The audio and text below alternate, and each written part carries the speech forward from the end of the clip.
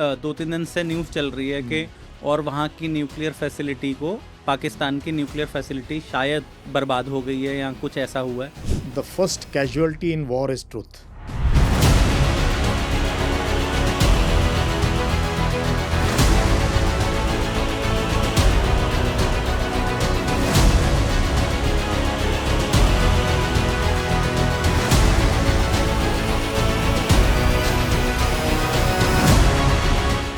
पाकिस्तान के जो nuclear assets हैं उनके ऊपर अमेरिका की बहुत कड़ी निगरानी है। तो जो अगर पाकिस्तान एक छोटा सा भी किया, हमारा फिर भी भारत को कोई बर्बाद नहीं करता, पाकिस्तान बिल्कुल बर्बाद हो जाएगा। ऑपरेशन सिंदूर सरकार ने स्टार्ट करा जब ये पहलगाम पे इन्होंने धर्म पूज के 26 लोगों को मारा।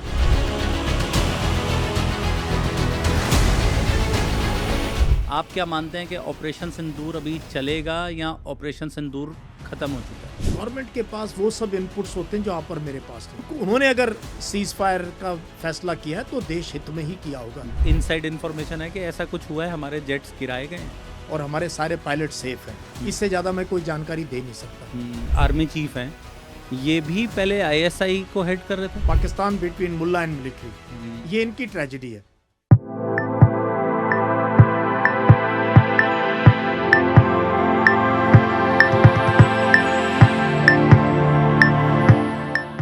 तो दोस्तों नमस्कार, मैं राज भाटिया, आपका दोस्त, आपका होस्ट, आज फिर से आ गया हूं आपके बीच में।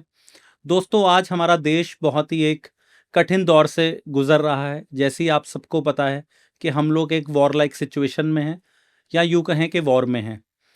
इसी बारे में बहुत सी भ्रांतियाँ, बहुत से ऐसे विचार जो हम यूट्यूब पे, इंस्टाग्राम पे या मीडिया चैनल्स पे देख रहे हैं, और मैं बहुत से लोगों से मिल रहा हूँ और लोगों को ना अभी क्लैरिटी नहीं है।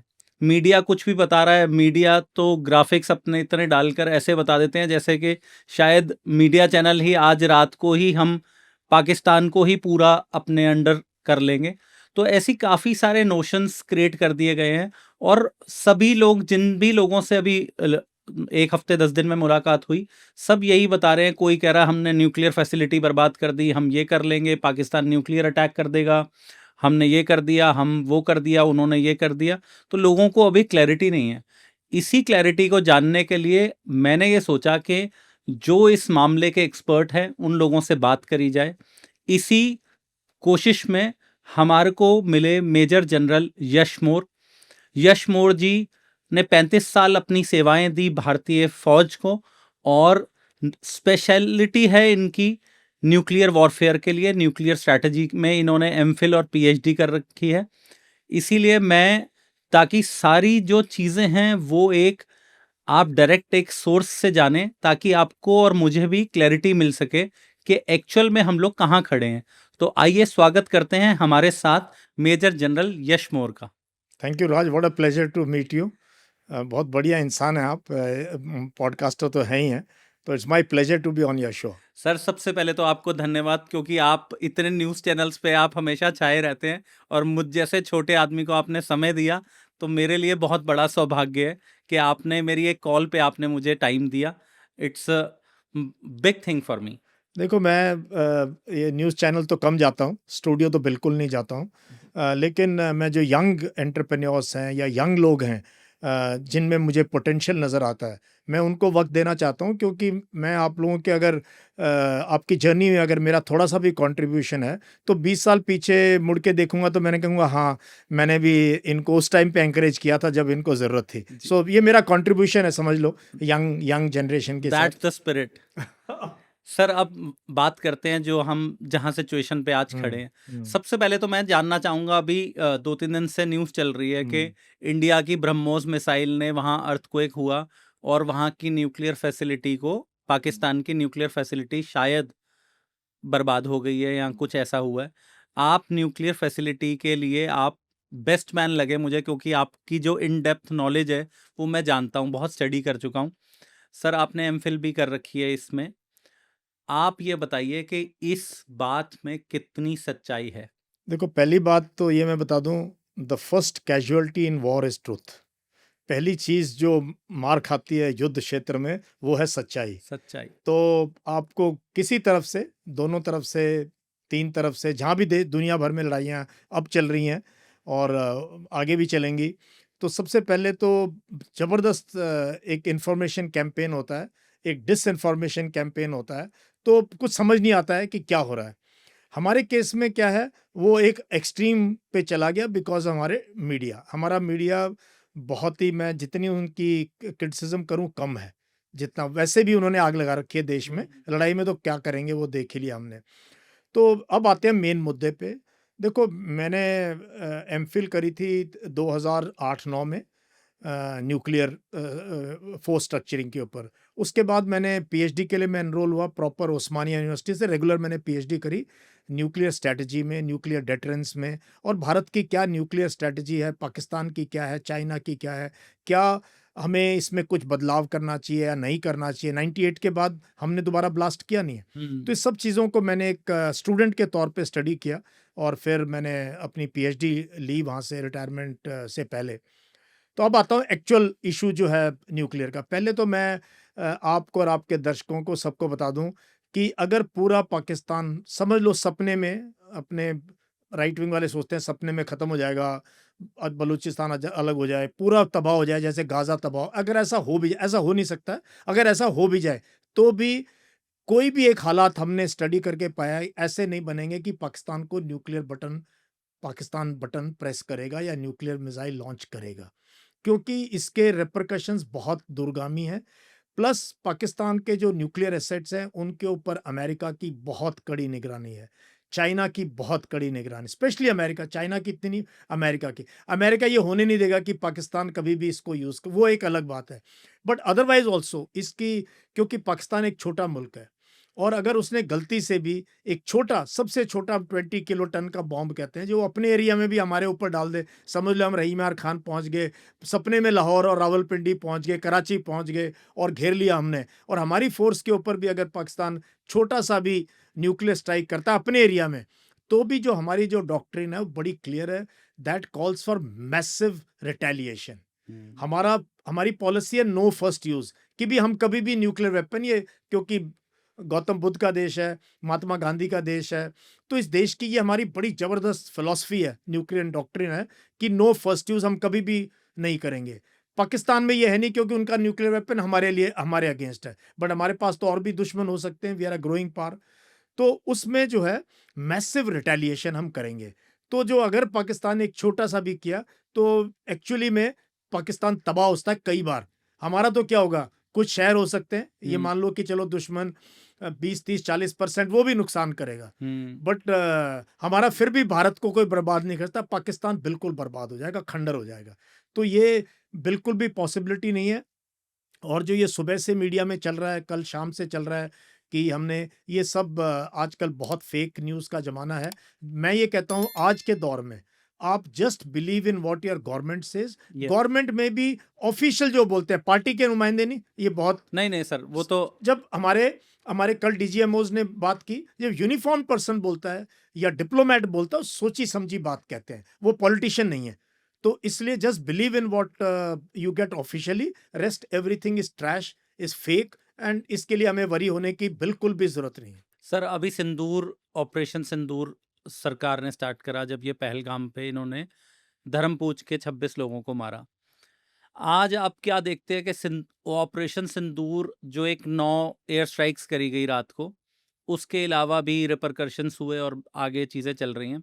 आप क्या मानते हैं कि ऑपरेशन सिंदूर अभी चलेगा या ऑपरेशन सिंदूर ख़त्म हो चुका है? नहीं, मेरे हिसाब से अगर सीज फायर हो गया तो ऑपरेशन सिंदूर खत्म हो चुका है अभी, क्योंकि सीज फायर अनाउंस हो गई है और दोनों फायरिंग है नहीं दोनों सरकारों की तरफ से। और आज शायद डीजीएमओ लेवल की जो हम रिकॉर्ड कर रहे हैं, आज बातचीत होनी थी, आज 12 है, तो 2 दिन हो चुके हैं इसको सीज फायर को हुए हुए।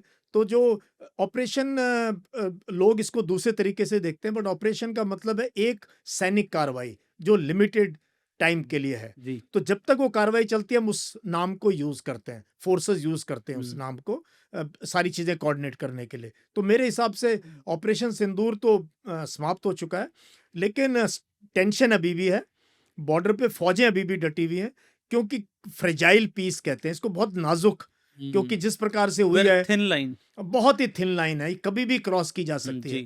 तो हमारी एयर डिफेंस, हमारी एयर फोर्स, हमारी नेवी, हमारी आर्मी, हमारे इंटेलिजेंस एजेंसीज, आई थिंक सब के सब हाई अलर्ट में है। अभी वक्त लगेगा कॉन्फिडेंस ऐसा बिल्ड करने में कि हम जो है पीछे हट जाएं। वो आगे आने वाले दिनों में कोई अच्छी बातचीत होती है पाकिस्तान के साथ तो पता चलेगा। सर अभी जैसे सीज फायर हुआ है, सीज फायर का मैं जनरल ओपिनियन देखूं मीडिया चैनल्स पे भी या कुछ यूट्यूब चैनल्स पे भी, और बहुत लोग अभी जैसे 2-5 दिन में मिलना हुआ, तो पब्लिक ना सर एट लार्ज, मतलब जनरल पब्लिक जिनको डिटेल्स के बारे में कुछ नहीं पता कि वॉर की क्या स्थिति होती है, मतलब जितना मुझे पता है, मैं काफ़ी फ्रेंड से भी मिला तो मैंने उनको समझाने की कोशिश करी कि इतना ज़्यादा इमोशनल होके चीज़ें बातें नहीं कर जाती। गवर्नमेंट को, सरकार को बहुत सारी चीज़ें डेप्थ में जाके सोचनी पड़ती हैं। हम ग्लोबल एक लीडर हैं और ग्रोइंग इकॉनमी है, बहुत चीज़ें सोचनी पड़ती हैं। पर मैं ये देख रहा हूँ कि लोगों में एक नेगेटिव सेंटिमेंट है, मतलब 70% of the people are saying negative about this thing कि हमने ट्रम्प के कहने पे सीज फायर कर दिया, पाकिस्तान में पीओके ले लेते। पीओके तो लोगों को ऐसे लग रहा है जैसे किसी बच्चे से कोई वो छीनना है, खिलौना कुछ ले खिलौना लेंगे हम। छीनना है। हाँ हाँ। तो आप इस पे अपनी राय बताइए। देखो, मैं हमारे देश में कुछ चीज़ें बहुत ख़राब हैं और वे पिछले 10-12 साल से हैं। एक तो हम बहुत बोस्टफुल बन गए हैं, बहुत ज़्यादा बातें करते हैं, चेस्ट थंपिंग करते हैं, हम ये बन गए, हम वो बन गए। भाई जिस इतनी गरीबी है, इतनी गुर्बत है, इतनी मुश्किलात हैं, इतना हमने आगे प्रोग्रेस करना, उसको नहीं देखते हैं सबको। दूसरा ये हमारे टीवी ने और जिनको व्हाट्सएप अंकल आंटी हैं जो सारा दिन फॉरवर्डेड ये मैसेजेस। फॉरवर्ड मैसेज के ऊपर, फॉरवर्ड मैसेज कौन बनाता हमें पता है, क्यों बनाते हमें पता है, क्यों ये, तो ये सारा का सारा एक उन्माद सा इकट्ठा कर दिया है। फिर हमारे पॉलिटिशियंस ने 6 महीने में पीओके ले लेंगे, अब तो हम किसी को घुसने नहीं देंगे, घर में जाके घुस के मारेंगे। बहुत ही ऐसी बातें जो ठीक है पॉलिटिकल रैली में तालियां बजवाने के लिए, बट वो कोई मायने नहीं रखती हैं जब स्ट्रेटजी की बात होती है, डिप्लोमेसी की। जो अच्छे मेच्योर नेशंस होते हैं, मेच्योर लीडर ऐसी कभी बातें करते नहीं हैं, बट हमारे यहाँ ये चल पड़ा है, अब सब यही बातें कर रहे हैं। तो उनको ये थोड़ा-सा लगा कि उनको कि अब खून चाहिए और लड़ाई करनी चाहिए और अब तो हम बहुत स्ट्रॉन्ग है, पहली सरकारें कमज़ोर थी, अब तो भाई मौका है, पीओके तो ले ही लेंगे। बलूचिस्तान में मैं भी 1-2 दिन पहले गया थोड़ा देहात में, तो मुझे कहने लगे, "जन साहब अब तो 1 दिन में तो पीओके ले लेंगे, 2 दिन में बलूचिस्तान आज़ाद हो जाएगा, पाकिस्तान के 8 टुकड़े हो जाएँगे।" मैंने कहा, "भाई कौन-सी दुनिया में जी रहे हो?" कहता, "टीवी बता रहा है।" तो मैं सबको कहता हूँ, पहला काम तो ये करो राज, आपके चैनल के थ्रू सारे घरों में रिक्वेस्ट है, महीना 6 महीने टीवी बंद कर दो, टीवी न्यूज़ को बिल्कुल बंद कर दो। अखबार पढ़ना शुरू करो, अखबार फिर भी 8-10 घंटे लेता है न्यूज़ को प्रोसेस करने में और आपको तो वो सर्टिफाई हो जाती है कि सर्टिफाई हो जाती है, थोड़ा ऑफिशियल सोर्सेज कोट होते हैं। तो ये जो है सीज़ फायर का, गवर्नमेंट के पास वो सब इनपुट्स होते हैं जो आप और मेरे पास नहीं है। जबकि मैं फ़ौज में रहा हूँ, सीनियर लेवल पे नौकरी की है। मैं भी यही कहता हूँ, we have to respect the decision of the government. Government ने अगर डिसीजन लिया है जिसमें प्राइम मिनिस्टर है, प्राइम मिनिस्टर अकेले नहीं लेते हैं, कैबिनेट कमिटी ऑन सिक्योरिटी है। उसके बाद हमारी पूरी की पूरी तीनों सेनाओं के तीन अध्यक्ष प्रमुख हैं, बैठते हैं, सीडीएस सीडीएस हैं, बैठते हैं, एनएसए हैं, जिनके पास विदेश के इनपुट्स डिफेंस हैं, मिनिस्टर है। सब तो उनके पास अलग-अलग इनपुट्स हैं। तो उन्होंने अगर सीज़ फायर का फैसला किया है तो देश हित में ही किया होगा, जी। ये मैं मान के चलता हूँ। हाँ, मैंने भी जब सुना, मैं तो एक लाइव उसमें था और ट्रंप की ट्वीट ने थोड़ा-सा खटास डाल दिया। हम नहीं चाहते थे ये कोई ट्रंप और को, अनाउंस करे, हाँ, हम अनाउंस करते, पाकिस्तान करता तो बेटर तो वो रहता। थोड़ा सा अपर हैंड रहता है एक तो तरह अपर हैंड, लेकिन ये ट्रंप ने जो करके ट्वीट और रूबियो का जो ट्वीट है कि वो एक दिन से काम कर रहे थे और कि मुनीर से रात को बात सोए की, नहीं। तो वो मैंने भी जो उस दिन जो ट्वीट किया, मैंने ये कहा, ऐसे लगा हमारा जो अच्छा बॉक्सर जो मार सकता था दुश्मन के बॉक्सर को, उसको मैच से पहले ही रेफरी रिटायर ने कर दिया। नो कॉन्टेस्ट कर दिया। हम्म, क्योंकि पाकिस्तान के अगेंस्ट ना राज, अगर सचमुच में हम कोई रिजल्ट चाहते हैं और उसको वीक करना चाहते हैं, उसको कमजोर करना चाहते हैं, पाकिस्तान को क्या कहें, मेरे मुंह से तो जिंगोइज्म निकलता नहीं है, पाकिस्तान की फौज को, क्योंकि प्रॉब्लम वहां फौज है, लोग नहीं है। हमारे लोगों को लोगों से प्रॉब्लम है, क्योंकि हमारे यहाँ नैरेटिव ऐसा चलता है। तो अगर पाकिस्तान की फौज को कमजोर करना है तो उसके लिए हमें 7-8-10 दिन का सस्टेन्ड कैंपेन चाहिए, तब जाके वो कमजोर हो पाएगा ना। ये 1-2 दिन की लड़ाई में तो ऑलमोस्ट मैच पता ही नहीं चलता। फर्स्ट राउंड में क्या पता चलता है, 2 अगर बॉक्सर लड़ रहे हैं, वेरी डिफिकल्ट टू जज। सो मुझे भी थोड़ी इनिशियली डिसअपॉइंटमेंट हुई, but we must respect the decision taken by the government. It is in the larger interest, especially economic interest. Yes. Major साहब, आप जैसे बता रहे हैं गवर्नमेंट का रोल, आप मतलब अगर रैंकिंग अगर करें as a ex army man, आप इतनी सीनियर पोजीशंस पे, जीओसी भी रहे आप क्या मानते हैं कि गवर्नमेंट का रोल इस पूरे ऑपरेशन में, पहलगाम के अटैक के बाद और अभी तक, आज की डेट तक, क्या कैसा रहा है गवर्नमेंट का स्टैंड? गवर्नमेंट का स्टैंड वही रहा है जो कोई भी सरकार करती। मतलब बहुत रोष था देश के अंदर। ये पहली बार उन्होंने किया, पहले भी मैसेकर हुए हैं, किलिंग्स हुई हैं, टेररिस्ट एक्शन भारत में बहुत हुए हैं। बट इसकी हॉरिबल पार्ट ये है कि चुन-चुन के हिंदुओं को ही मारा गया, धर्म पूछ के मारा गया, उनकी औरतों और बच्चों को छोड़ दिया गया जिससे कि ट्रॉमा सारी उम्र रहे। और ये मैसेज दिया, ऐसी जगह चुनी जब पीक उस पे था कश्मीर का टूरिज्म, तो उन्होंने कश्मीर टूरिज्म को भी हिट किया, भारत को भी हिट किया, हमारी प्रेस्टीज को, हमारे कल्चर को, हमारी संस्कृति को, हर चीज को ये लोगों ने टारगेट किया। तो गवर्नमेंट का रिस्पांस तो होना ही था, बिकॉज कोई भी सरकार कैसे टॉलरेट करेगी इस टाइप की चीज को। तो गवर्नमेंट का रिस्पांस काफी अप्रोप्रिएट था, बहुत हार्श था इस बार। कई स्टेप्स ऐसे लिए जो पहले कभी नहीं लिए, पुलवामा में भी नहीं लिए, 26/11 बॉम्बे के बाद भी नहीं लिया हमने। तो वो स्टेप्स हमने लिए जो काफी काफी स्ट्रॉन्ग स्टेप्स थे। आई थिंक वो भी एक रीजन था कि पाकिस्तान और इंटरनेशनल कम्युनिटी थोड़े से सहम गए थे। जनरल साहब, मैं आपसे ये जानना चाहता हूँ कि जैसे गवर्नमेंट ने स्टैंड लिया, हमारे देश की जनता उसके साथ है। पाकिस्तानी जनता के बारे में हम यूट्यूब पे देख रहे हैं, यूट्यूब पे हम देख रहे हैं सर, वो इतनी बहकी हुई जनता है। मतलब कई बार तो कुछ मेरे फ्रेंड्स थे, उन्होंने ना, जैसे हम लोग भी व्हाट्सएप पे स्टेटस लगाने लगे, उन्होंने मुझे उस पे लिखना लगा कि इंशाल्लाह हमने आपके 5 जेट मार दिए। ये मतलब सुन के ऐसे लग रहा था, इतने वहाँ के लर्नेड लोग, और सुन के ऐसे लग रहा कि यार इनको क्या कर रखा है इनकी गवर्नमेंट ने, कि ये लोग पढ़े लिखे होकर ये लोग इतना डिसबिलीफ, इतने मिसकंसेप्शंस में जी रहे हैं। और खाने को सर देखो, सबको पता है कि खाने की रोटी नहीं है आज। इकोनॉमिक स्टैंडर्ड अगर देखें दोनों देशों का, तो ज़मीन आसमान का फ़र्क है। आप आईएमएफ के लोन पे डिपेंडेंट हो, यहाँ पर तो हमारे यहाँ कुछ बिजनेस हाउसेस ऐसे हैं, शायद उनकी 1 महीने की कमाई है जो पाकिस्तान की पूरी। नहीं, वो कराची स्टॉक एक्सचेंज का पूरा वैल्यू बहुत साल पहले कहते थे हमारे रिलायंस के स्टॉक से कम है। तो फिर तो आप अंदाजा कंपैरिजन लगा क्या लो हो? कि क्या कंडीशन है। हाँ। तो जनता को इतना कैसे बहका रखा है? देखो ये हमारे यहाँ भी बहुत पढ़े लिखे लोग भी इस उन्माद में आ रखे हैं। तो ये लोगों में तो टेलीविजन, व्हाट्सएप, यूनिवर्सिटी, इन्होंने वैसे ही, और प्लस हमारी जो हेट है वो बहुत पुरानी है, वो पार्टीशन से चली आ रही चली है। आ रही। तो इसमें तो मैं यहाँ पे भी अच्छे पढ़े लिखे लोग, वो भी फॉरवर्ड करते हैं मैसेज। तो ये दौर होता है ना जब लड़ाई का होता है, जब इंसान के भूत सवार हो जाता है और उसको खून चाहिए, और गुस्सा जब पब्लिक में आ जाता है, तो फिर समझ नहीं आता कि समझदार कौन है, बेवकूफ़ कौन है। तो सबके सब हैं। गाली गलौज करना सोशल मीडिया पे, हमारे लोग तो अपने को नहीं छोड़ते हैं। तो अपने फॉरेन सेक्रेटरी की इतनी जबरदस्त ट्रोलिंग कर दी, मैंने कोई अच्छी बात कही तो मेरे पीछे पड़ जाते हैं। तो ये तो एक पार्ट है सोसाइटी का, जो कि हमें झेलना पड़ेगा, और ये सोशल मीडिया की देन है। पहले लोग, ये नहीं था, सोशल मीडिया में कोई भी किसी को गाली देके निकल सकता है बस। तो और जो दिस इज फ्रस्ट्रेटेड खाली बैठे, उनको कोई उनके काम नहीं पास है, वो बस कहते चलो दुनिया भर की फ्रस्ट्रेशन इसी पे इसी निकाल पे देते हैं। निकाल दो। तो ये this is we have to ignore it. Sir, इनके जो पाक के जो प्राइम मिनिस्टर हैं, शहबाज शरीफ। शहबाज शरीफ, उन्होंने सर नेक्स्ट डे अपनी असेंबली में ये बोल दिया कि हमने फना कर दिया और 5 वो गिरा दिए। और जब उनसे उसको बार बार वेरीफाई किया जा रहा है, तो वेरीफाई करने का कोई सोर्स नहीं है।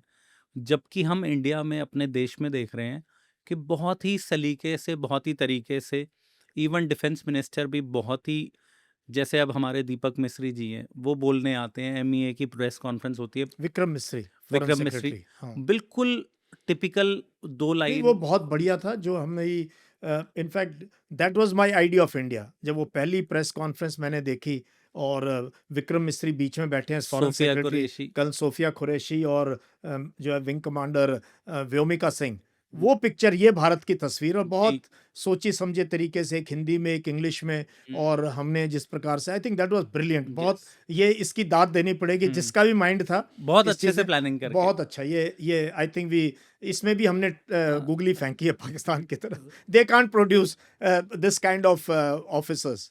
पर सर आप क्या मानते हैं कि एक देश का, एक स्टेट का हेड है, प्राइम मिनिस्टर से बड़ी तो कोई पोस्ट नहीं है, प्राइम मिनिस्टर मिस इन्फॉर्मेशन दे रहा है, या फिर सच में आपको कोई इनसाइड इन्फॉर्मेशन है कि ऐसा कुछ हुआ है, हमारे जेट्स गिराए गए हैं? देखो, कल जो कॉन्फ्रेंस हुई, ये एक सवाल पूछा गया था हमारे डीजीएमओ एयरफोर्स से।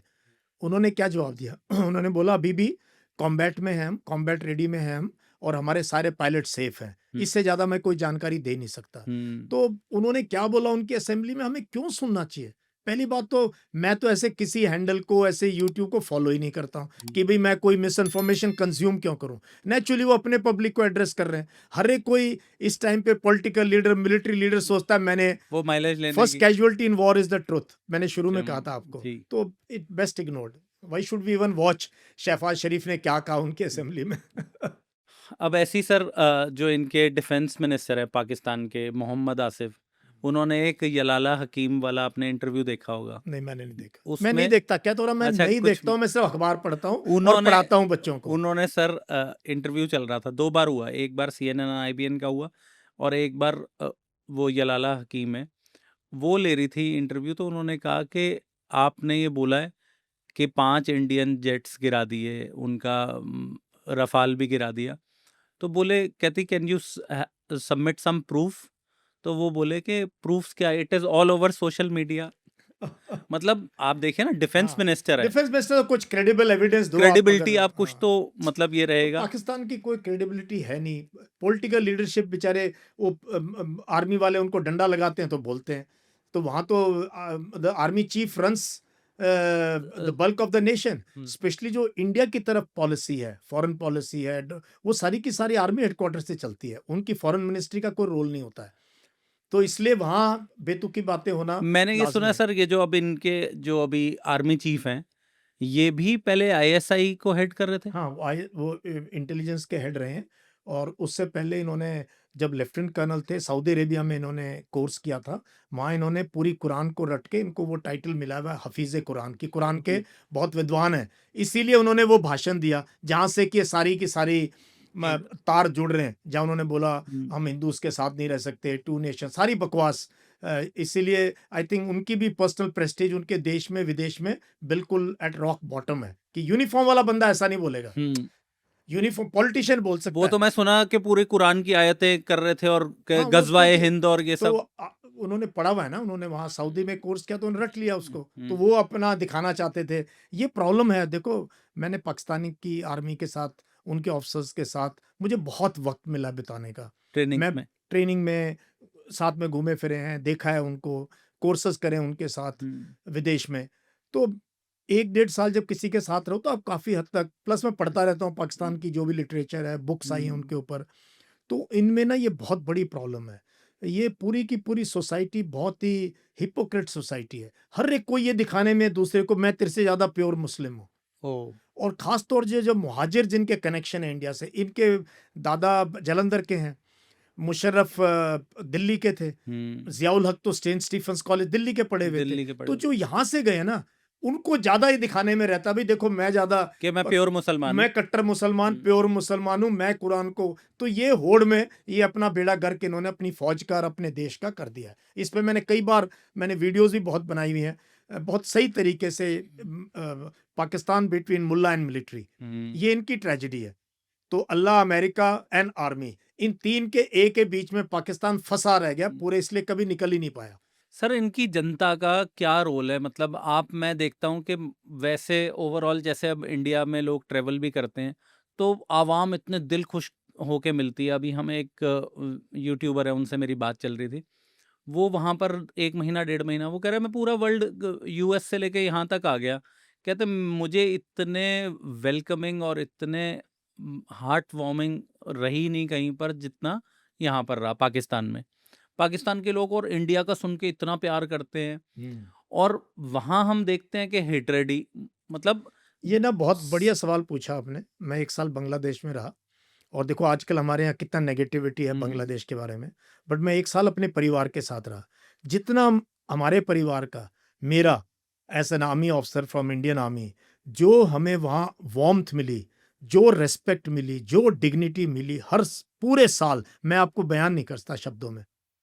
और ऐसे ही जब नेचुरली हम इकट्ठे रह रहे हैं, पाकिस्तानी ऑफिसर्स हैं, उन्होंने कोई इवेंट रखी है, बहुत ज़्यादा वार्मथ।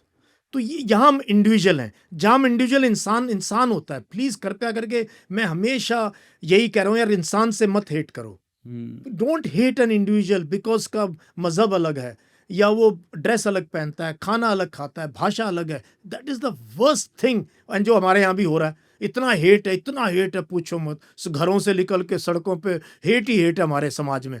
तो वहाँ but one on one they love India, they want to come to India, they watch our movies. हमारी जो सॉफ्ट पावर है ना, वो राज हमारी हार्ड पावर से ज्यादा पावरफुल है। सारी दुनिया, आप ये बात कर रहे हो, मैं वहाँ आराम, छोटे छोटे बच्चे हिंदी में बोले, मैंने कहा ये हिंदी कैसे बोलते हैं? कहते सारे दिन आपका टीवी देखते हैं। औरतें मेरे से ऐसे पूछे हमारे, ये कसौटी का क्या मतलब? मैंने कहा मुझे कसौटी का क्या मतलब है? मैं क्यों? कहता हूँ सीरियल आ रहा है कसौटी जिंदगी की, हम देखते नहीं, क्योंकि मेरी शुरू से फितरत थी किताब पढ़ने की। मैंने कभी नहीं देखे वाहियात सीरियल, वहाँ सारे देखे, सब के सब। वहाँ सलमान खान, शाहरुख खान और अब ये अपने ऋतिक रोशन, उनके घरों में उनकी स्टार डस्ट पड़े, 50 रुपए की किताब 500 रुपए में बिकती है। तो ये सॉफ्ट पावर हमारी है, इसीलिए India can not become a replica of Pakistan. ये मैं यंग जनरेशन को बार बार रोज समझाता हूँ, नहीं बन सकते यार हम। हमारी सोच, हमारी थिंकिंग, हमारी एजुकेशन, हमारी हिस्ट्री, हमारा फ्यूचर कहीं और है। ऐसे हो जाएंगे तो फिर क्या फर्क है जो आज व्हाट्सएप पे और इंस्टाग्राम पे और फेसबुक पे आप देख रहे हो। मैं तो सर एक चीज को, कॉन्सेप्ट को फॉलो करता हूँ कि humanity is the only religion. Only religion, absolutely, be a good मानवता ह्यूमन। से बड़ा क्या है? और अगर आप ये समझते हो अब अच्छे अपनी कम्युनिटी के लिए, पहले एक अच्छा इंसान बन के दिखाओ मुझे, आप इंसान कितने अच्छे हो।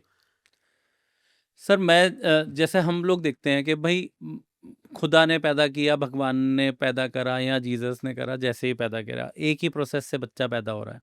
आज बच्चे को क्या पता कि मैं यहाँ पैदा हो गया, अफ्रीका में हो गया, अमेरिका में हो गया, तालिबान में हो गया। बच्चे को तो कुछ नहीं पता। उसका तो क्ले है, वो मिट्टी है। उसको जैसे कॉन्सेप्ट मिलता है, जिस धर्म में रह रहा है, जहाँ की बातें सुन रहा है, वैसे ही उसका दिमाग जब पैदा डेवलप होता है बहुत प्योर होता है, प्योर होता उसके है। बाद उस पे स्टैंप लगा देते लगा लगा के, हैं। स्टैंप लगा के उसको अपने स्टाइल से डाल दिया जाता है। हाँ। वो तो कल्चर है। इसी हिसाब से सर डोनाल्ड ट्रंप ने एक ट्वीट करा कि भाई मैंने पूरी रात बात करी और ये एफर्ट्स डाली। फिर हमारे डीजीएमओ की वो आ गई, स्टेटमेंट्स आ गई। उसके बाद भी सर इन्होंने सीज फायर उल्लंघन कर दिया, जबकि इन्होंने बात करी कि 3:35 पे हमारे डीजीएमओ की उनकी डीजीएमओ से बात करी, और 5 बजे 500 आर इस पे। ये जो हुआ ना कल परसों शाम को, हम्म, मेरे पास भी, क्योंकि मुझे भी लाखों बच्चे फॉलो करते हैं हम्म, और बॉर्डर एरियाज के बहुत बच्चे मेरी क्लास अटेंड करते हैं, मेरा जी, यूट्यूब पे सेशन अटेंड करते हैं, वो सब मैसेज भेजें कि अखनूर में, पल्लावाला में, छमजौड़िया में जो है सीज फायर वॉलेशन हुआ है। आई थिंक जब तक फोर्सेस को मैसेज गई, या अच्छा उनके चैनल से भी आ रहा है कि इंडिया ने सीज फायर वॉलेशन किया, तो वी डोंट नो। तो इसका मतलब देखो क्या होता है ना, आप राज आप समझ नहीं सकते। दिल्ली में हम कुछ डिसाइड करें, प्रधानमंत्री डिसाइड करें, उस पर डिसाइड करें, लेकिन जब ग्राउंड पे जो सिचुएशन है ना, वहां पर पता नहीं कौन किसके साथ अड़ा हुआ है, क्या हो रखा है। तो कोई भी ट्रिगर हैप्पी कोई बेवकूफ कहीं पे छोटा मोटा ऐसा काम कर सकता है जो शायद हुआ होगा, बट उसके बाद देयर हैज बीन शांति है। Total cease fire. सर वैसे एक तो ये दोनों नेशंस का भी देखें, अगर आप मतलब जो इंडिया का स्टैंड रहा है हमेशा से, इंडिया ने अगर बोल दिया तो सोल्जर की इतनी हिम्मत नहीं है कि नेक्स्ट फायर कर दे विद इन 1 मिनट, अगर इंफॉर्मेशन गई है। और पाकिस्तान का ये रहा है कि उनकी आर्मी उनके कंट्रोल में नहीं है, सरकार के कंट्रोल में नहीं, बट आर्मी का कमांड एंड कंट्रोल जबरदस्त है, ये मत बोलना वहां उनका, ये मत it's not a renegade army की जी जन अफसर्स की नहीं सुनते हैं, बहुत डिसिप्लिन्ड आर्मी भी जैसे हमारी पर है। सर ऐसा नहीं हो सकता कि अफसर सरकार की नहीं सुनते हैं? वो हो सकता तो सरकार की, तो सरकार ही तो आसिम मुनीर की है भाई, सरकारी फौज है ना वहाँ। The army is the government there, at least as far as India is concern. तो आर्मी चीफ डिसाइड करते हैं कौन प्रधानमंत्री होगा। पिछले प्रधानमंत्री से प्रॉब्लम होगी, वो जेल में बैठा हुआ जेल है। में डाल दी। एक प्रधानमंत्री को जियाउल हक ने फांसी दे दी, उनको जियाउल हक ने बनाया था, जुल्फिकर अली भुट्टो को। ये बहुत इंटरेस्टिंग चीज है कि जब वो मेजर जनरल था, जियाउल हक जो है इसकी चापलूसी करने लगा, वो प्रधानमंत्री बना, उसको चीफ बना दिया कि यार ये बंदा मुहाजिर है, इसकी कोई कॉन्स्टिट्यूंसी नहीं है, सही रहेगा, उसने उसी को मरवा दिया। तो इनका इतिहास एक भी टेन्योर पूरा नहीं किया किसी भी प्राइम मिनिस्टर ने, वो करने भी नहीं देंगे। और हमारे यहाँ तो 3-3 टर्म करे। हमारी तो बात ही अलग है। ये मतलब एक इनफैक्ट बेवकूफ़ी है कंपेयर करना हमारी लीडरशिप और पाकिस्तान की लीडरशिप, हमारी आर्मी उनकी आर्मी, मतलब कोई कंपैरिजन ही नहीं है। दोनों आइडियोलॉजिकली डिफरेंट हैं भाई, दोनों बिल्कुल डिफरेंट है। सर मैं जैसे भारत के मुसलमान को एक जनरल पब्लिक तो अलग हो गई जो 4-5 स्पोक्स पर्सन होते हैं, लेकिन सबका जो इस बार स्टैंड देखा, मतलब जैसे रील्स भी देख रहे हैं और लोगों के मन में एक, जैसे हम बहुत ज़्यादा मौखिक होके बोलते हुए देखते हैं, AIMM के जो चीफ है ओवैसी साहब का इस बार जो वो स्टैंड देखा, वो आपको क्या लगा? कि मतलब मुझे तो ऐसा लगता है कि ब्लेसिंग इन डिस्गाइज हो गया कि जो देश के अंदर नफरत का एक माहौल था, आज सभी धर्म के लोग इस इंसिडेंट के बाद एक बहुत ज्यादा एकता फील कर रहे हैं। ये सबसे बड़ा गेन, सबसे बड़ी जीत इस ऑप सिंदूर की मेरे लिए ये है कि देश जुड़ गया है। लेकिन नफरती चिंटू आ चुके हैं मैदान में, अगले दिन ही आ गए कि या तो डिफेंड करने या ये करने।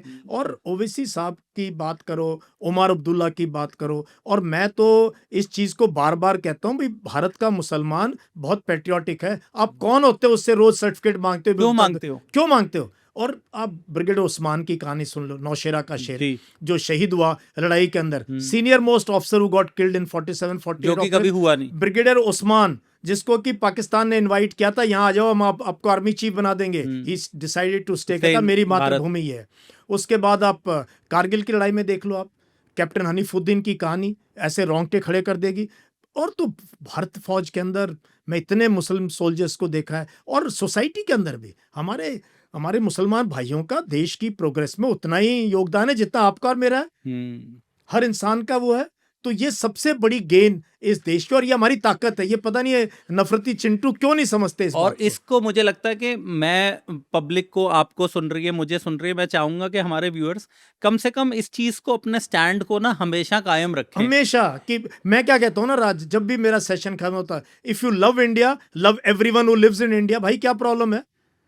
If you love India then love everyone who citizen of India. ये नहीं होता भाई मैं तो बहुत कट्टर देशभक्त हूं, लेकिन मैं भाई इन ये 4-5 श्रेणी के लोगों इनको है, फिर then you are not a patriot, you are a hyper nationalist. और हाइपर नेशनलिस्ट डेंजरस होता है। इसमें मैंने काफी बात की है, नेशनलिज्म और पैट्रियोटिज्म में क्या फर्क क्या है, लोगों को यही नहीं पता। तो अच्छे देशभक्त बनो, कट्टर देशभक्त बनने की जरूरत नहीं है। जनरल साहब, हम आज इंडिया की हमने कैपेसिटी देखी वॉरफेयर को लेके, क्या आप ऐसा मानते हैं, आप इतने वेटरन अफसर रहे हैं, 35 साल आपने सर्व किया, क्या आप मानते हैं कि आज मेक इन इंडिया से हम लोग एज अ मिलिट्री पावर सशक्त हो पाए हैं? क्या उसका कोई इम्पैक्ट है? मैं इन स्लोगन्स में नहीं जाता, make in India, startup India, skill up India, ये मेड इन इंडिया, ये ठीक है। गवर्नमेंट फाइनली हमें स्वावलंबी बनना पड़ेगा, इंडिजिनस प्रोडक्शन होना चाहिए, बट अभी वी हैव टू कोलैबोरेट। हमारे पास नहीं है वो टेक्नोलॉजी। तेजस हमारा जहाज, जब तक वो जनरल इलेक्ट्रिक हमें इंजन नहीं देगा, हम जहाज नहीं प्रोड्यूस कर सकते। बहुत से हमारे जो उपकरण हमारे देश में बन रहे हैं, उसके अंदर विदेशी पार्ट्स हैं, जो क्योंकि हमने क्या करना है ना, ये मेक इन इंडिया अच्छी बात है, करें, लेकिन इसको ग्राउंड पर आने में 20-30 साल लगेंगे भी आगे। और उसके लिए हमें क्या करना पड़ेगा? मैसिव इन्वेस्टमेंट इन R&D। डिफेंस में नहीं चाहिए भाई, R&D चाहिए, रिसर्च एंड डेवलपमेंट चाहिए। ये जितनी टेक्नोलॉजी डिफेंस में आई है, सिविल से आई है ना, डिफेंस से सिविल में जाती है। ये टेक्नोलॉजी किसी की धरोहर नहीं होती है कि डिफेंस की टेक्नोलॉजी है, वो मल्टी यूज टेक्नोलॉजी बन जाती है। तो हम काफी पीछे हैं टेक्नोलॉजी में आज भी। तो हमें चाहिए एज ए कंट्री, हम 20-30 साल का research and development, scientific temper पैदा करें। आधे तो लोग गोबर और उसकी बातों में लगे हुए हैं आज भी। हमारे प्रोफेसर तो क्लासरूम में गोबर लगा रही हैं, कह रही हैं कि गोबर से कमरा ठंडा हो जाएगा। साइंटिफिक टेम्पर क्यों नहीं पैदा कर रहे देश में? कौन पॉलिटिकल लीडर आप बताओ मुझे जो कहता है साइंस की बात करो, बीटेक की बात करो, टेक्नोलॉजी की बात करो, हमेशा बीच में हम कुछ ना कुछ और मसाला लगा देते हैं उसके अंदर। तो what we are lacking is we have not produced a society which has a scientific temper. ये हमारी कमी है, जबकि सबसे दिमाग वाले हम, यही हमारे बाहर जाके बड़ी बड़ी कंपनीज के सीईओ बने। वो इसलिए नहीं बने, यहाँ नहीं बनते, वो यहाँ मैक्सिमम सिविल सर्विसेज कर लेते और क्या करते, इससे बड़ा क्या तीर बार लेते हैं, क्योंकि हमारा इकोसिस्टम नहीं है। We have to encourage innovation, we have to encourage improvisation. For that we need massive investment. अगर आप 1,000 करोड़ रुपए लगाओगे R&D में कहीं, तो शायद 5-10 साल के बाद कोई रिजल्ट नजर आएगा, जो कि हमें एग्जाम्पल चाइना का देख लो, अमेरिका वगैरह देख लो। सो साइंटिफिक टेम्पर डेवलप करना है। R&D में बहुत पीछे हैं हम लोग, बहुत ज्यादा पीछे। अभी आप देखिए, अभी स्टार्टअप इंडिया अभी लास्ट मंथ हुआ है, तो वहां पर हमारे मंत्री ने, पीयूष गोयल ने बोला स्टार्टअप्स को, बिल्कुल उन्होंने बोला, कहते यार क्या आप तुम चॉकलेट बना रहे हो, आइसक्रीम बना रहे हो, नहीं वो नहीं, आप तो डिलीवरी ऐप बॉयज बना रहे हो घर में सामान भेजने की, और ओबेसिटी और बढ़ा रहे हो बच्चों में, और बढ़ा रहे हो। उल्टे टाइम पे आप 24/7 खाना बेच रहे हो, उनका कल्चर और खराब कर रहे हो। हाँ, और आप मतलब अनप्रोफेशनल बच्चों को तैयार कर रहे हो। 25-30 हजार रुपए कमा लेते हैं लोग, पढ़ना ही नहीं चाह रहे, सर्वाइव कर रहे हैं उसके ऊपर। सो आई थिंक जो उन्होंने बोला, पीयूष गोयल ने बोला, वो आई ओपनर था, और शुक्र है किसी ने इतना फ्रैंकली बोला। कोई और बोले तो ट्रोलिंग शुरू हो जाती है कि आप क्यों बोल रहे हो, हमें ऐसा, हमें अच्छा नहीं लग रहा, मत बोलो। तो ये अपने देश को आईना दिखाना जरूरी है। और मैं हमेशा कहता हूँ, आप जो भी हो, आप अपने गिरेबान में झांकना चाहिए, भी हम हैं क्या। सुन त्जू ने कहा था, know your enemy and know your self. If you know your enemy and know your self, you can win 1000 victories. अगर अपने आप को जानते ही नहीं आप, हमारे पास अगर कटिंग एज टेक्नोलॉजी नहीं है, तो भी हमें करनी पड़ेगी। कोई और देगा नहीं, कोई नहीं देगा, ना अमेरिका देगा, ना इजराइल देगा, ना रशिया देगा। वो देगा तो बहुत पैसे देगा, और आपको बैक एंड टेक्नोलॉजी देगा नहीं, टेक्नोलॉजी ट्रांसफर नहीं करेगा। सर वहाँ के भी तो लोग हैं, जैसे फ्रांस के लोग हैं, इजराइल के लोग हैं, रशिया के हैं, यूएस के हैं, वहाँ के भी तो पब्लिक नहीं तैयार करी ना ये डिफेंस का सारा प्राइवेट गवर्नमेंट ने एंकरेज किया, वो इकोसिस्टम दिया, माहौल दिया। यही तो मैं कहता हूँ, सरकार का क्या काम है? सरकार का काम है पॉलिसी बनाना, सरकार का काम है वो माहौल क्रिएट करना जहां इनोवेशन पनप्स के, वो है सरकार का काम। ये नहीं कि तुम ये करो या वो करो। That is how you have to see the US education model ना, and now the Chinese education model. हम देखना ही नहीं चाहते। हमारे तो हर 3-4 साल में तो किताबें चेंज हो जाते हैं। अब इसको हटा दो हिस्ट्री से, अब इसको हटा दो, अभी कोई हिंदी पे लड़ रहे हैं, हिंदी को पढ़ाओ, कहते हैं हिंदी को क्यों पढ़ाए, साई इंग्लिश पढ़ा लो। वही एक बड़ा मुद्दा बना हुआ है हमारे यहाँ। हम बहुत ऐसी चीज़ों में फंसे हुए हैं राज। मुझे लगता है वो विजन जो एक नौजवानों को देना चाहिए, वो काम अब मेरे जैसे लोगों का रह गया है।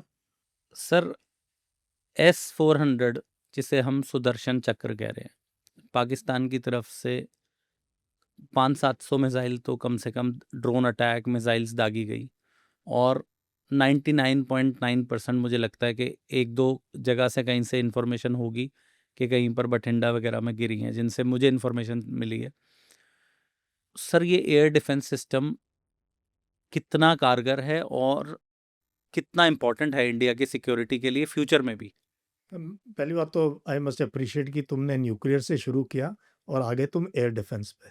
बहुत से लोग इस चीज़ की जानकारी रखते नहीं। S-400 तकरीबन 380 से 400 किलोमीटर तक की मार करने वाला इक्विपमेंट जो हमने रशिया से लिया, और जो अमेरिका नहीं चाहता था हमले, उन्होंने, अमेरिका ने बहुत कोशिश करी, हाथ मरोड़ा हमारा, but we stuck to it. लेकिन जो मीडिया में आ रहा है कि S-400 ने नहीं गिराए ये ड्रोन, ये ड्रोन गिराए हमारे और एयर डिफेंस के सिस्टम जो बहुत साल पुराने हैं, ठीक है। लेकिन हमने अच्छे से मेंटेन किया वो उनको, हमने उनको अपग्रेड करते रहे, उनमें रडार फिट कर दिया, उसमें बेटर वेपन सिस्टम फिट कर दिया, बेटर टेक्नोलॉजी फिट कर दी। और ड्रोन के लिए S-400 नहीं बनाए। S-400 की एक मिसाइल $1 मिलियन की है। अब $1 मिलियन कितना होता है रुपीज में, बताना? मेरा 8.5 करोड़, 8.5-9 करोड़ की 9 करोड़ की तो एक मिसाइल है। हाँ, अरे भाई ऐसी पहले जा रहा। अभी सर कल की बात है, मैं अपने फ्रेंड के साथ बैठा था, कह रहे उनका तो क्या नुकसान हुआ, उन्होंने तो चाइनीज ड्रोन भेज दिए, हमारी 1-1 करोड़ की मिसाइल चली गई, तो नुकसान तो हमारे देश का हो गया। ब्रह्मोस भी बहुत महंगी है, बट ब्रह्मोस हमने हिट करी है उनकी एयरफील्ड्स को हिट करने के लिए, जो मेरी जानकारी है। और बाकी जो सिस्टम यूज किए हैं वो हमें पता नहीं, स्टैंड ऑफ एयरक्राफ्ट ने हिट किया, उनके जो 9 टारगेट हिट किए थे, अलग तरह की मिसाइल है।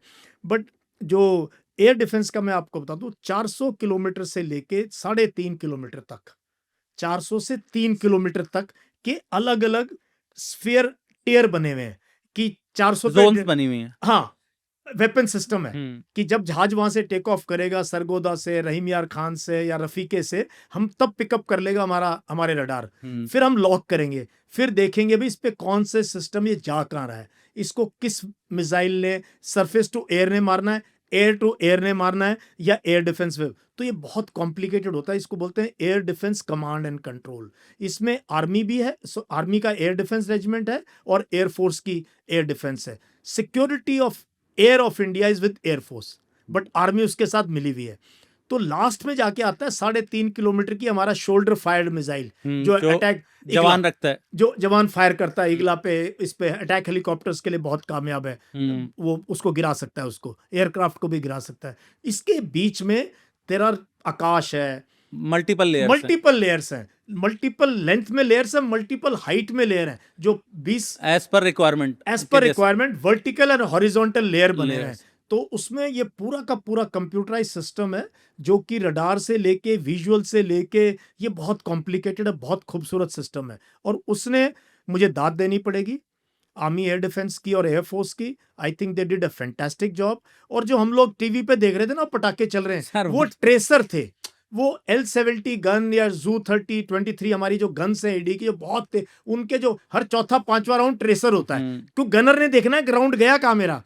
अच्छा, वो उसको तो एडी का बहुत बढ़िया रोल रहा। और देखो, जब स्वॉर्म आता है ड्रोन का, अगर 50-60 आए हैं, एक आधा तो पहुंचेगा। और ड्रोन क्या है, उसमें 10 किलो 12 किलो का बम लगा, छोटा सा कोई खिड़की पे गिर गया कहीं, वो तो नथिंग बट क्या पॉइंट आउट करता है राज, कि एयर डिफेंस में हमने बहुत कुछ सीखा होगा, उसमें हमें इंप्रूवमेंट की जरूरत है। और दूसरी चीज, हमें एक ड्रोन्स को लेके यूएव अनमैन्ड प्लेटफॉर्म, अभी फाइटर पायलट से हट के air force must think differently, because fighter pilot की ट्रेनिंग, आपको पता है कितने का एक रफेल है? अब मुझे पता नहीं क्या क्षति हुई, कैसी हुई, बट एक रफेल की कॉस्ट में आप हो सकता है पता नहीं कितने हजारों ड्रोन्स कर लें, हजारों ड्रोनों की एक फौज, ऐसी कैसे लगे जैसे मधुमक्खियों का छत्ता पाकिस्तान के ऊपर छा गया, समझ ही नहीं आएगा। तो ये नया वॉरफेयर है। तो हमें टेक्नोलॉजी में हमारी एयरफोर्स को, इसको I am sure they are seeing it. ये यूक्रेन की लड़ाई हमें रोज दिखा रही थी कि जब विक्ट्री परेड मॉस्को में हो रही है, कितने किलोमीटर दूर है यार मॉस्को, वहां यूक्रेन के ड्रोन पहुंच के अटैक कर रहे थे। तो the future lies in looking at unmanned aerial platform, unmanned combat aerial platform. पढ़ लो भाई थोड़ा सा, व्हाट्सएप से बाहर निकल जाओ, टीवी बंद कर दो और किताब पढ़ना शुरू करो, मेरा यूट्यूब चैनल फॉलो कर लो जी। जनरल साहब, हमें अब ये बताइए कि जैसे आपने कहा कि वहां से मिसाइल उनके एयरबेस से निकलती है या ड्रोन निकलता है, और आपने बताया इतनी लेयर्स हैं, फिर वो डिसाइड करते हैं कि किससे करना है। तो ये सब तो कुछ मिनटों या सेकंडों में मतलब उस पे कौन डिसीजन लेता है? उसमें अलग अलग लेवल के लोग हैं, अलग अलग लेवल पे कमांड एंड कंट्रोल हेडक्वार्टर बने हुए हैं। आप सोचो कि एक, जैसे मैं मेजर जनरल हूँ जीओसी, तो मेरे नीचे ब्रिगेडियर्स होंगे, उसके नीचे कर्नल्स होंगे, उसके नीचे battery commander, majors, captains, lieutenant, section डेट होंगी। तो सारे का it is real time picture, real time synchronization. जैसे हम यहाँ बैठे हैं, आप टीवी पे देख सकते हो, बड़े बड़े स्क्रीन पे देख सकते हो। ये बहुत खूबसूरत सिस्टम है। और I think that system as, उसमें अगर कुछ होगा तो forces will surely look for जो भी मॉडिफिकेशन। उन्होंने सबसे ज्यादा सबक उन्होंने सीखा है एयर डिफेंस भी को। बाकी ना टैंक चले, ना नेवी बैटल में आई, ना हमारा इन्फेंट्री सोल्जर पहुंचा। It was basically a battle between the air forces and drones and air defence. अब हम जैसे ग्लोबली हम देख रहे हैं कि यूएस भी कूदा, कहीं ना कहीं हमें रशिया का सपोर्ट था, चाइना ने भी कुछ स्टेटमेंट्स दिए।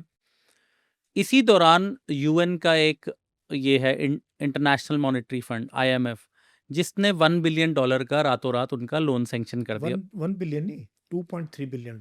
जो 1 बिलियन तो शायद रिलीज ही कर दिया, जो 8,500 करोड़ होता है। सर, ये जो बनाए गए मॉनेटरी फंड, जिसको मैं स्टडी कर रहा था कि जब इकॉनमी बहुत क्राइसिस में हो, लोग बहुत परेशान हो, तो कोई भी देश की ऐसी हालात ना हो, इसलिए उस देश को सपोर्ट करने के लिए बनाया गया। एक देश टेररिस्ट एक्टिविटीज़ कर रहा है एक देश के ऊपर, और मेरे ख्याल से 50 साल से तो हम लोग गा रहे हैं कि भाई रेगुलर ये लोग कर रहे हैं, बाज नहीं आ रहे।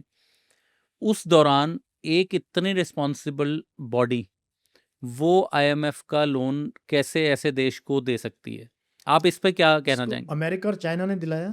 अमेरिका की 17% वोटिंग राइट है आईएमएफ के अंदर, हम्म 17%। तो शायद कहीं ना कहीं ये लोन देने के पीछे कोई ना कोई गारंटी बैकग्राउंड में अमेरिका ने ली होगी पाकिस्तान से। और पाकिस्तान ना, जो हम सोच रहे हैं टीवी को देख के कि ऐसे नहीं है, चाइना का बहुत बड़ा सपोर्ट है। हम्म और चाइना अभी नंबर 1 तो नहीं बना है, यूएस से तो काफी पीछे है, बट नंबर 2 तो है ही है ना। अब रशिया तो नंबर 2 रहा नहीं है, जी। अब चाइना नंबर 2 है। और चाइना के बारे में मैं कई बार कह चुका हूं, चाइना पाकिस्तान की जो रिलेशनशिप है हम समझ नहीं पाए हैं। और कहीं ना कहीं हमारी कूटनीति में ये बहुत बड़ी हमसे कहीं भूल हुई है कि हम पाकिस्तान और चाइना को अलग नहीं कर पाए, और वो जुड़ते गए। अब इतना जुड़ गए वो आपस में, वो कहते हैं हमारी relationship is higher than mountains, deeper than ocean, sweeter than honey. और जबकि ना एक भाषा बोलते, ना वो खाना खाते, ना एक दूसरे कल्चर के ही गाने मैच नहीं देखते, करता कुछ ना भी। बात कर सकते, 4 इंटरप्रेटर चाहिए चाइनीज को बात, फिर भी कैसे? तो ये जो एंटी इंडिया एक फ्रंट है, ये एक प्रकार से चाइना और क्रिएट कर रहा है। पाकिस्तान का क्रिएट नहीं बना हुआ है भाई, इसको हम हम्म डिनाई नहीं कर नहीं, सकते। बाकी कंट्रीज को भी तो इन्वॉल्व कर तो रहा है, हमारे बाकी है, पड़ोसी चाइना इज अ मुल्क। वेरी बिग पावर भाई। उसका बेल्ट रोड इनिशिएटिव में उसने सारे तो, नेपाल है, बांग्लादेश है, सबको श्रीलंका है, इन्वॉल्व। मालदीव्स है, अफगानिस्तान है, म्यांमार है, थाईलैंड है, सारे के मतलब most of the countries are in China के डेट में है, या चाइना काम कर रहा है वहां पे। एशिया का तो पूरे कवर करके बैठा है। अफ्रीका, यूरोप, तो ये अब चाइना की मैं ज़्यादा बात करूँगा तो थोड़ी सी लोगों को तकलीफ हो जाती है भाई। चाइना की जो प्रोग्रेस हुई है पिछले 20-30 साल में, वो एक बहुत चमत्कार है। और हमने अगर आगे बढ़ना है ना, मैं सिंपल तरीका बताता हूँ, अगर ये देखना है कि देश ने कैसा बनना है, क्या नीति होनी चाहिए, तो चाइना की तरफ वहाँ से सीख लो। और क्या नहीं बनना, वो पाकिस्तान रोज पाकिस्तान से दिखा रहा देख है, रहा है। बट हमारे लोग वहाँ लगे हुए हैं, उनको गाली गलौज में और उस चीज़ के अंदर। तो इससे हमें निकलना पड़ेगा। सो आईएमएफ का लोन दिया है तो अमेरिका ने दिलाया लोन भाई उनको, and China is also a major player. So world community ने दिया ना लोन, हमारी नहीं सुनी, हमने बहुत स्ट्रॉन्ग केस, फिर हमें अब्सटेन करना पड़ा उस वोट से, बट दिया लोन। तो probably the world thinks, world को शायद पाकिस्तान की जरूरत होगी तभी उन्होंने दिया। अभी हम लोग देखा कि यूट्यूब पे भी ये काफ़ी चल रहा है, न्यूज़ चैनल्स भी दिखा रहे हैं कि टर्किश गवर्नमेंट का रोल रहा। ज़्यादातर जो ड्रोन्स दिखे वो टर्की के दिखे, और अज़रबैजान का भी रोल रहा। और ये भी चल रहा है कि काफ़ी ट्रैवल, अभी लेटली काफ़ी ट्रैवल कर रहे थे लोग टर्की ना, इंडियंस वो 4-5 बहुत साल बड़ा से। हब सेंटर है, वो यूट्यूबर से कुछ होगा नहीं। हम्म, बिकॉज अगर आपने यूरोप जाना है, अमेरिका जाना है, सारी तो लेओवर फ्लाइट्स तो सारी ज़्यादातर वहां पे हैं। तो 3-4 हब बने हुए दुनिया में।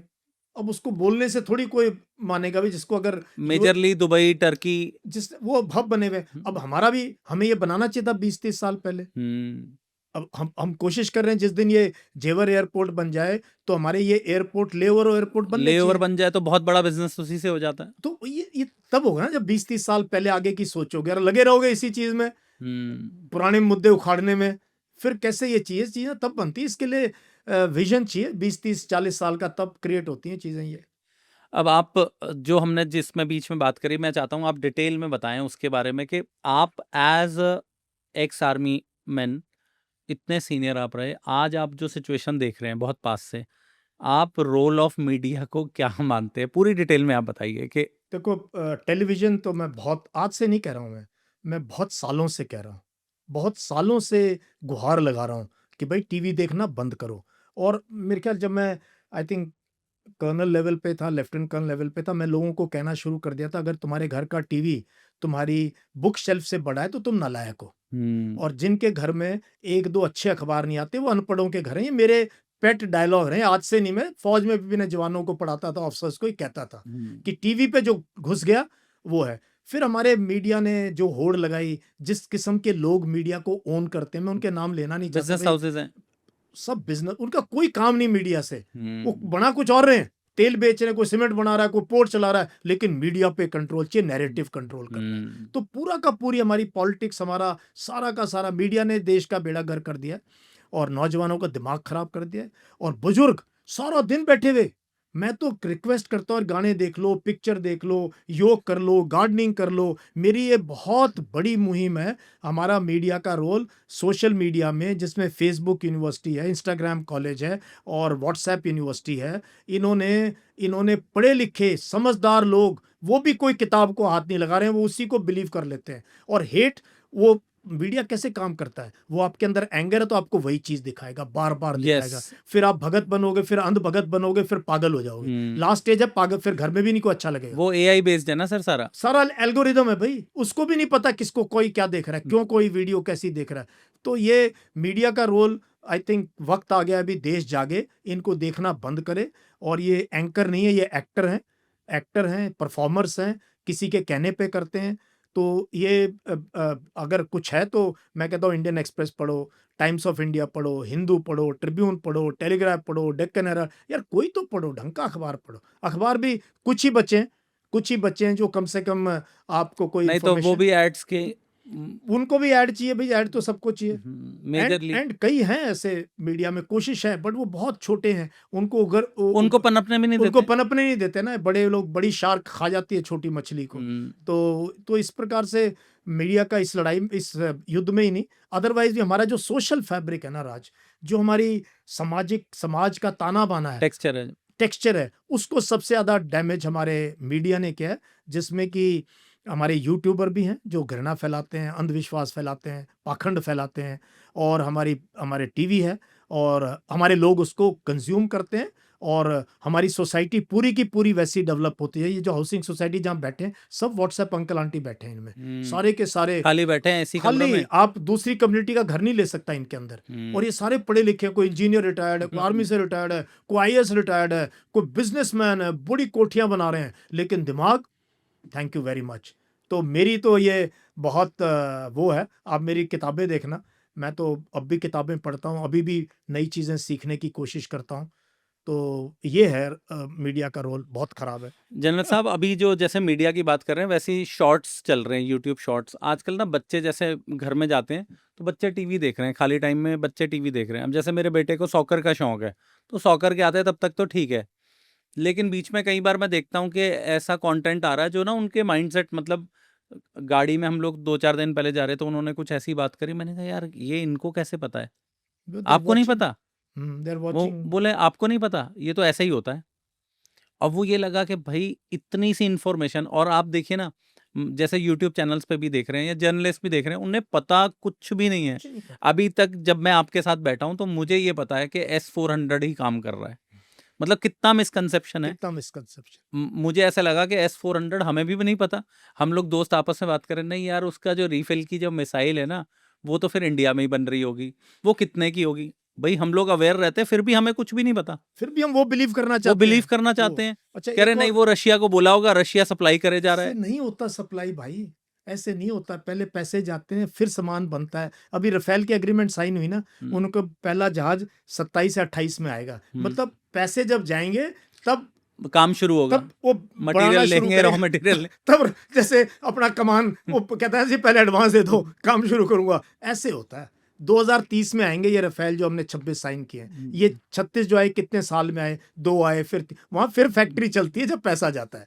और दूसरी चीज मीडिया में मैं लास्ट में राज ये बताना चाहता हूँ कि हमारा जो सरोगेट ऐड है, जो हम आईपीएल देख रहे हैं, ये देख रहे हैं, उन्होंने भी हमारा दिमाग खराब। हर क्रिकेट प्लेयर आपको कह रहा रम्मी खेलो, लूडो खेलो, ड्रीम ड्रीम 11 11 फैंटेसी, हर प्लेयर बेच रहा है आपको। कहता मेक इट लार्ज, छोटा क्यों पी रहा, मेक इट लार्ज, जर्दा पान केसरी, विमल तो केसरी। सारे के सारे। इस पे मैंने इतनी बार कहा है यार, ये तो बंद करा सकते हैं, ये रोल मॉडल नहीं है। और मेरा फॉर्मूला ये है यंग जनरेशन के लिए, avoid 3 C's and a P। 3 C's क्या है? Cricket, crime, cinema. ये मत देखो भाई, सिनेमा वैसे देख लो, बट उसके बाद पढ़ो मत, उसको मत टाइम वेस्ट करो। कौन हीरो की हीरोइन किसके साथ घूम रहा है, cricket player, hand eye coordination है और कुछ नहीं यार। वहां से पैसे ले रहा है, ऐड भी कर रहा है, कोका कोला भी बेच रहा है, शराब भी बेच रहा है, जर्दा भी बेच ब्रांड्स रहा में है, भी पैसे लगा रहा है। और आपको जो लूडो और ये सब रम्मी भी बेच रहा है, वो कर रहा है। और क्राइम की कितनी स्टोरी पढ़ लो, इसमें ध्यान आ गया तो आपको सारा दिन क्राइम में।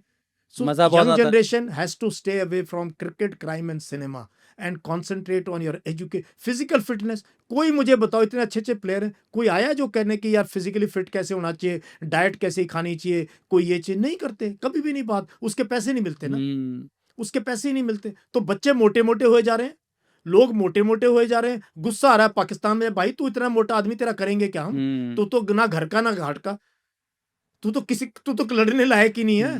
कल परसों में आप लाइबिलिटी हो बेसिकली, तुम लाइबिलिटी हो देश के लिए और समाज के लिए। बीमार पड़ोगे हॉस्पिटल में लेके जाएंगे तुम्हें। तो फिजिकली फिट कहाँ है जनरेशन? मैं तो बाहर देखता हूँ ना, मैं यही देखता हूँ कि यंग लोग कितने सब मोटे मोटे घूम रहे हैं, खासतौर पे शहरों में बियर पी रहे हैं, शराब पी रहे हैं, तंबाकू खा रहे हैं। तो मेरी ये भी मैसेज है यंग जनरेशन को कि प्लीज अपनी सेहत का ध्यान रखो। अगर भारत से प्रेम करते हो, अपने आप से प्रेम करो और जरा फिट हो जाओ, फिजिकली फिट। नहीं तो मेरे को देख लो रोज। जनरल साहब, जैसे अब आप बात कर रहे थे, रोल मॉडल्स ये लोग बने हुए हैं।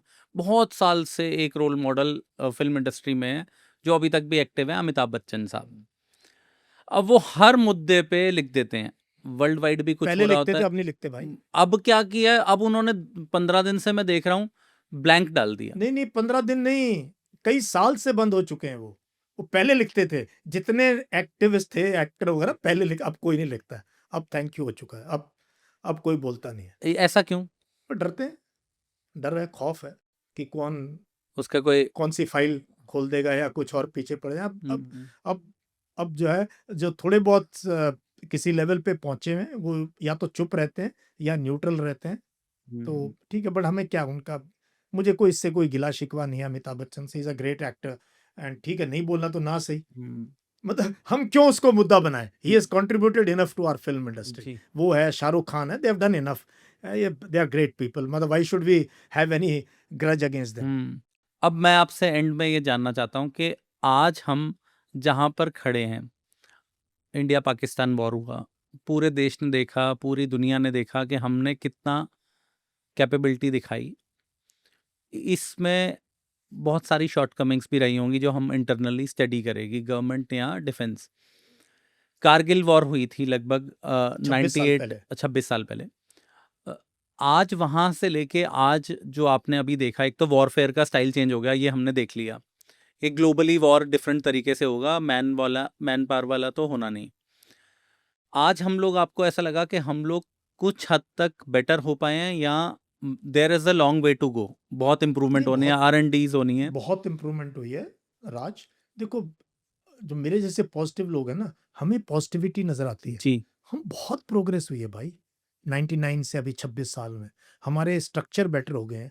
तब CDS का, हमारी जो कारगिल रिव्यू कमेटी रिपोर्ट हुई थी, उसकी रिपोर्ट के ऊपर डिफेंस इंटेलिजेंस एजेंसी बनी है, जहां तीनों सेनाओं की एजेंसी वो है। हमारे इंट को लेके अच्छा कोऑर्डिनेशन हो, बट और इम्प्रूवमेंट की जरूरत है। इंट में बहुत ज़्यादा इम्प्रूवमेंट की, इंट सर्वेलेंस में, इन चीज़ों में। और स्ट्रक्चर्स हमारे बेटर हैं। We didn't have a CDS, now we have a CDS। And nuclear forces को लेके, स्ट्रेटजिक फोर्सेस को लेके, स्ट्रेटजिक मिसाइल्स को लेके, स्पेशल फोर्सेस को लेके, ये एरियाज नजर नहीं आते हैं, बट बहुत तरक्की हुई है। एंड ये चीजें कभी कंप्लीट नहीं होती हैं। Even advance countries are evolving, so you have to keep evolve, keep innovating, on the edge रहना पड़ेगा, ऑन द एज रहना पड़ेगा, और देखना पड़ेगा दुनिया में कहाँ क्या हो रहा है, उसके हिसाब से टेक्नोलॉजी में करंट रहना पड़ेगा, सोच में करंट रहना पड़ेगा। ये बहुत जरूरी है। तो दोस्तों, आज मुझे लगता है कि मेजर जनरल डॉक्टर यश मौर्य के साथ मिलके मेरे भी बहुत सारे कॉन्सेप्ट्स क्लियर हुए हैं, और आपको भी आज की वॉर सिचुएशन के बारे में, क्या हम कहाँ स्टैंड करते हैं और एक्चुअल में क्या हुआ है, उसके बारे में थोड़ी क्लैरिटी आई होगी।